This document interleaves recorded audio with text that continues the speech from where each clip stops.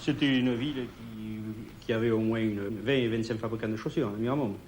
Fabricants de chaussures, fabricants de pantoufles.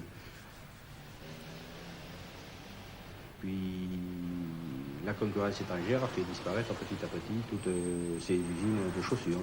À l'heure actuelle, il doit rester à peu près 5 ou 6 usines, 5 ou 6 fabriques à Miramont. Le fameux Cromir a été fabriqué à Miramont de Guyenne par monsieur Isidore Soucial, ou Pierre Soucial, vers les années 1850 à peu près. C'est lui l'inventeur du chausson. Voilà, c'est lui. C'est lui l'inventeur du chausson. Il a le Cromir d'ailleurs. Oui. Le Cromir, c'était un chausson avec un élastique par côté. Oui, un élastique par côté. Le Cromir, il y avait le national, le garonnais, le Cromir, le suédois, et est venu après le Patrick-Bott, qui est venu en dernier pour mettre dans les bottes. Il faut dire que M. Soucial avait été déporté en Afrique du Nord, et c'est certainement là qu'il s'est inspiré de ce qu'on appelle le Cromir, qui est une sorte de babouche d'origine tunisienne. Les pots qui servaient à la fabrication de chaussons s'appellent, en principe, sont des pots de mouton qui s'appellent vulgairement la basane. Elles ont l'origine, la majorité de l'Amérique du Sud et de l'Australie. Elles sont traitées en délainage à Mazamet, qui à un moment donné faisait 90 fois plus de chiffre d'affaires que la ville de Bordeaux. Elles sont corroyées en termes techniques à Groslay, et elles étaient teintes par Soucial ou Rival ou les autres à Miramont. Elles étaient teintes à la brosse, manuellement. Monsieur Soucial a commencé la fabrication de ce Cromir dans un petit atelier situé dans cet immeuble, ici. Ce fut d'abord un atelier tout à fait familial, où ne travaillait que son épouse, des parents et quelques petits ouvriers. Plus tard, c'est son fils, Joseph Soucial, qui, vers les années 1880, a réussi à fabriquer industriellement cet article. C'est un peu longtemps, ça, hein? Ah, on va y noter. L'essor industriel de Miramont à la fin du 19e siècle et au début du 20e ne peut s'expliquer par la seule initiative de Joseph Soucial, l'enfant du pays. Sans la présence sur place d'une abondante main-d'œuvre, peu qualifiée mais disponible, sans le fait que les chaussons étaient très utilisés à la fois par les paysans, les mineurs et les marins, l'industrie miramontaise n'aurait sans doute jamais vu le jour. Mais le contexte socio-économique était alors plus que favorable et dans chaque maison miramontaise, on fabriquait du chausson. Aujourd'hui, près de 100 ans se sont écoulés et de cette ruche industrielle en plein pays agricole, il ne reste qu'un seul artisan pour faire encore du chausson de basane. Monsieur Finguet, vous êtes le tout dernier fabricant de cromir traditionnel. Je le crois, vu les méthodes artisanales, pour ainsi dire, que nous appliquons encore. Nous le travaillons comme le travaillait mon arrière-grand-père il y a en 1904 ou 1905. Qu'est-ce que vous faites là ? On passe en forme les chaussons Cromir pour aplatir les clôtures de la semelle sur les lampeignes, en tapant et en frottant, sur des formes qui sont articulées en bronze. Et autrefois, qui faisait ce travail ? Des femmes, on appelait ça des mécaniciennes. Des mécaniciennes à domicile ou des mécaniciennes sur place, mais très rarement. Et après vous, est-ce qu'il y aura quelqu'un pour fabriquer encore ces cromires traditionnels ? Je ne pense pas, mes enfants voient le travail que l'on fait et ils ne sont vraiment pas encouragés à le faire. Enfin, je pense continuer encore jusqu'à la retraite. Et ce chausson qui a donc permis à l'industrie miramontaise de naître et de se développer va donc disparaître comme ça du jour au lendemain ? Et il risque de disparaître, je le pense. Les chaussons sont faits autrement, en matière plastique, et avec d'autres machines. Ils sont moins coûteux et moins bons, puisque ce chausson Cromir que vous voyez, c'est de la basane et ça vit. Et ce que le reste, c'est une nature morte. L'âge d'or du chausson de basane se situe donc entre les années 1900 et la fin de la Seconde Guerre mondiale. Après 1945, en effet, les débouchés se font plus rares, le caoutchouc remplace peu à peu les sabots et on n'utilise donc plus guère de chaussons. L'abandon de la fabrication du Croumir porte un rude coup à la plupart des unités de production. De grandes entreprises, telles les établissements Martineau, disparaissent. Les petits artisans, eux, n'ont pas pu ou pas su se reconvertir à temps. Pour les autres, à l'exception des établissements Imbert qui, depuis leurs origines en 1937, fabriquent de la chaussure, les autres doivent changer leur production. Ousty et Prunet s'orientent vers la chaussure, Maillet vers les articles chaussants et la pantoufle. Cette mono-industrie miramontaise prend alors un nouvel essor. La production va en augmentant jusque vers les années 65-70.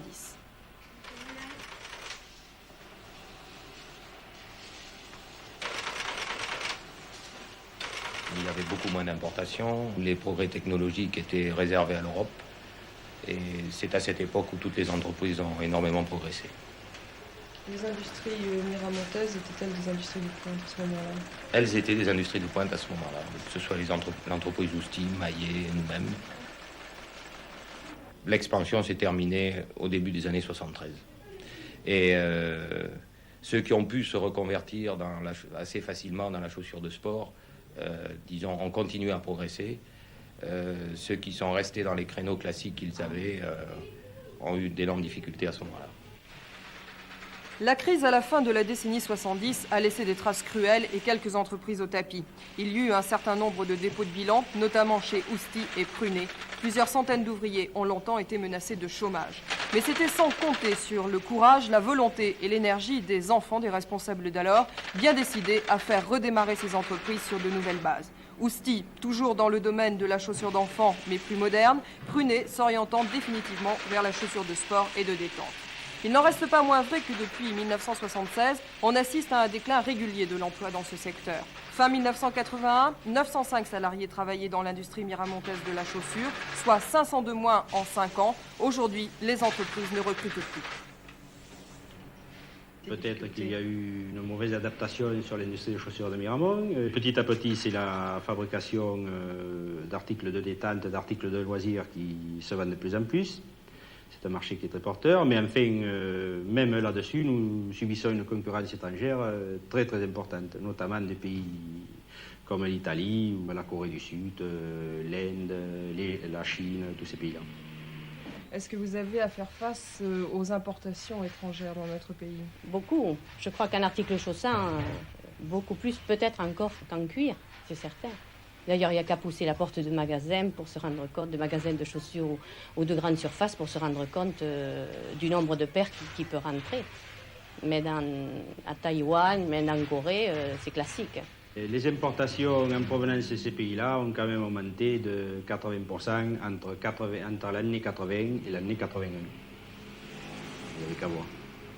Alors je pense qu'on pourrait faire une auto-limitation. On pourrait arriver à diminuer les importations de ces produits sans les arrêter complètement, mais au moins freiner un petit peu les importations. En fait, ce sont les fabricants français, enfin du moins un certain nombre de fabricants français qui importent un très grand nombre de chaussures. Et ce que je tiens à dire, c'est qu'en fait, nous-mêmes fabricants, nous faisons du mal en acceptant d'importer des chaussures.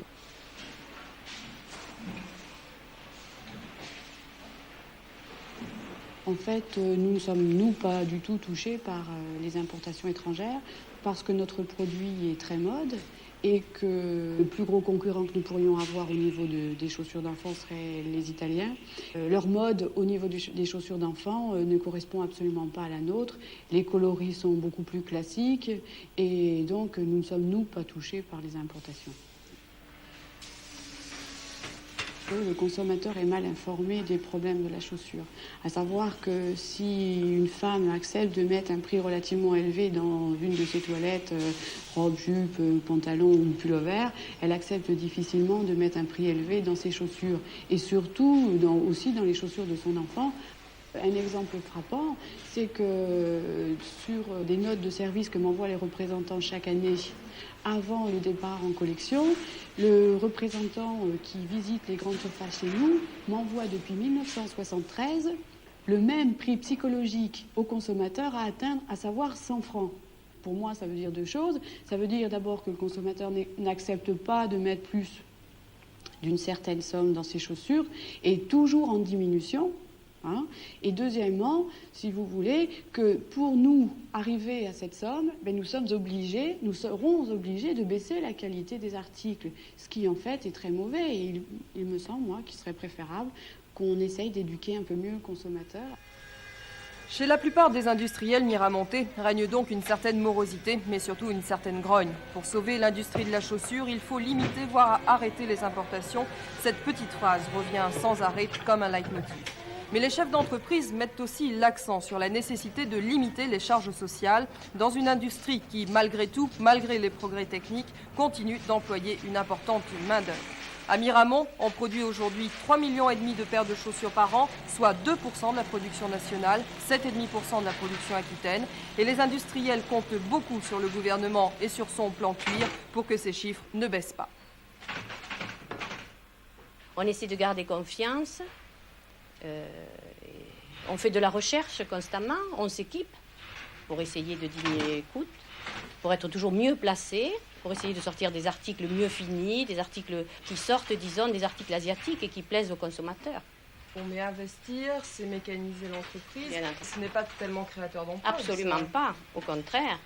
Nous avons commencé il y a 4 ans une fabrication d'injectés.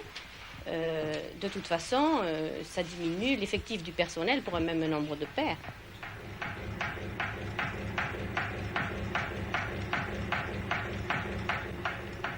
Nous avons restructuré l'entreprise en fonction des nouvelles données du marché.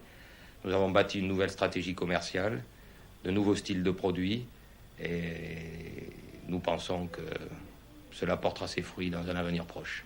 Bon, justement, comment voyez-vous cet avenir? Est-ce que vous le voyez plutôt rose ou plutôt gris pour l'industrie de la chaussure? Pour l'industrie de la chaussure, je le vois plutôt gris. Pour nous, je le vois plutôt rose. Je suis un optimiste de nature. Avec tout ce que nous avons mis en place, nous devons arriver à tenir le coup et à progresser. L'avenir, il y a quelques années, on le voyait pourtant avec optimisme, notamment en 1969, lorsque les industriels miramontais demandaient la création d'une section piquage dans le collège de la ville. Cette section d'études courtes devait leur fournir rapidement une main-d'œuvre qualifiée. Aujourd'hui, plus de 10 ans après, alors que va être mis en place un CAP de mécanicienne apprêteuse dans les cuirs et peaux, un CAP qui permettra aux diplômés de travailler tant dans la chaussure que dans la maroquinerie, eh bien les chefs d'entreprise de Miramont n'embauchent pratiquement plus de jeunes sortant de cette section piquage. En effet, les risques d'une crise nouvelle ne sont pas totalement estompés. Il y a encore quelques nuages dans le ciel des industriels miramontais de la chaussure.